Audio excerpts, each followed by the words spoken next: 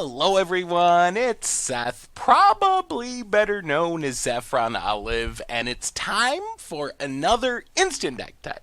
So as you know, Wednesday means it's Wild Card Wednesday here in Instant Deck Tech land, and with Pauper increasing in importance, being pretty heavily played in the paper world, we got a super sweet, really spicy Pauper deck to look at this week for Wild Card Wednesday. I'm calling this one Goblin Aristocrats, basically like this weird hybrid self-sacrifice of goblins thrown in craziness.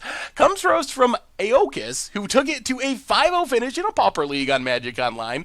So congrats to Aeokis on a really cool deck. A quick reminder before we break down Goblin Aristocrats for Pauper.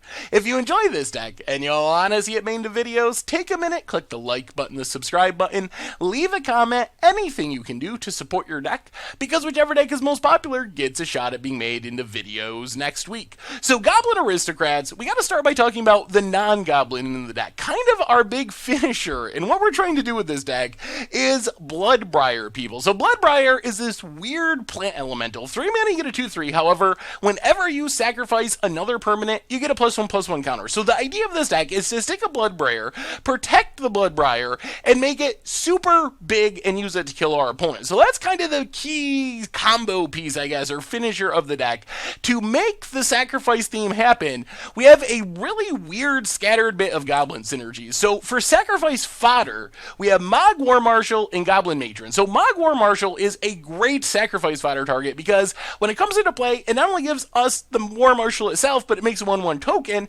Then when it dies, which is a sacrifice on its own, it's making another token. So we basically get 3 bodies to sacrifice. One that sacrifices itself if we don't pay Echo for just 2 mana. So that's 3 counters we can put on our Bloodbriar. Goblin Matron, on the other hand, tutors up all of our weird one-of crazy goblin combo pieces, and then after it does its job and tutors up the combo piece we need, we can always sacrifice it to put another counter on our Bloodbriar. So what are we tutoring up with Matron?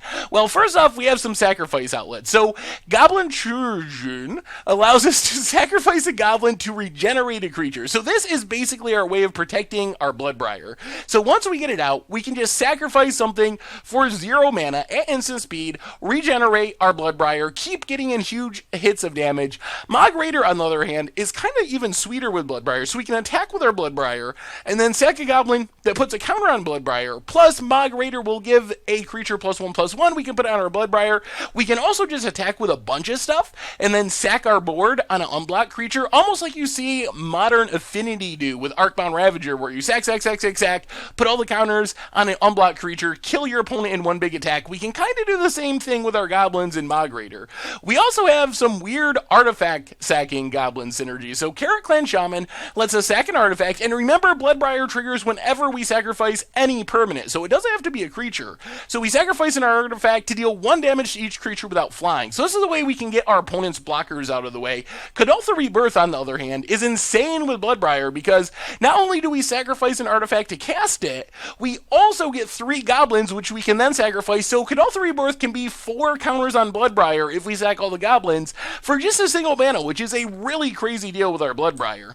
As far as artifacts that we're sacking, we have some artifacts that we kind of naturally want to sack. Chromatic Star sacrifices itself, so worst case, if we're not sacking it to our Kadoltha Rebirth, we can always just sacrifice it to cycle through our deck Tron style, put a counter on our Bloodbriar. Ichor Wellspring draws us a card, sack it, draw another card. Terrarion also draws us a card. So this keeps us cycling through our deck, adding more and more counters to our Bloodbriar, giving us fuel to sacrifice to our artifact sacrifice synergies. And then Solvak Lifestaff gains us a bunch of life when we're sacrificing our goblin. So we put this on our goblin tokens, our Mog War Marshal. When we sack them, we gain 3 life. Keeps our life total really high against burdens in decks like that. If it comes down to it, we can also just sack our Lifestaff as well if we gotta cast our Kadoltha Rebirth. So that's kind of the main idea of the deck. It's really scattered, a little confusing, but we got some really sweet synergies. As far as backup plans, we got 2 spicy ones. Tutor targets for our Goblin Matron, Spike Shot Goblin. Remember we were talking about how we have Mog Raider, which can sacrifice a creature to give a creature +1/+1? Well, we can just do a bunch of sacrificing, make our Spike Shot Goblin really, really big, tap it, deal a bunch of damage to our opponent's face, or kill their biggest creature. And then Goblin Bushwhacker lets us go really wide. If we're not winning winning by going tall with a Bloodbriar. We just make a bunch of Mog War Marshal tokens, make some Kuldalfa tokens, bushwhack to deal a ton of damage and win the game that way. As far as removal, Sparksmith shoots down our opponent's creatures. Yes, it does damage to us, but if we're getting blockers out of the way so we can attack with our Bloodbriar, we don't really care. Lightning Bolt can go face if we have to, and we have a single copy of Whiteout. Apparently, this deck struggles with flyers. 2 mana, instant.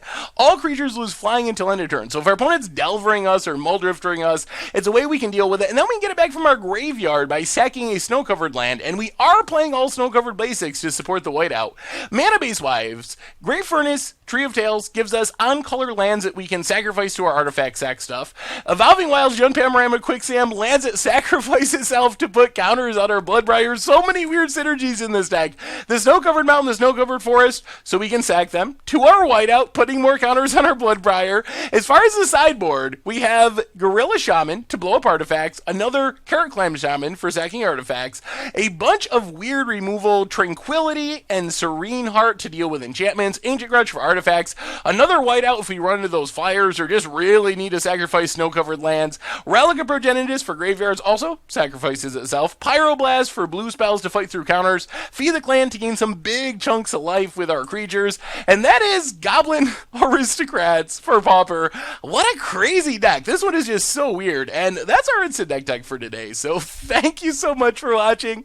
I hope you enjoyed the video, and I will talk to you soon. Thanks for watching the video. If you enjoyed it, help us out by clicking that like button down below. And to keep up on all the latest and greatest, click that subscribe button. And don't forget to hit that bell icon to get alerts whenever we have new videos. And if you want to, check out some of our other sweet videos here and here.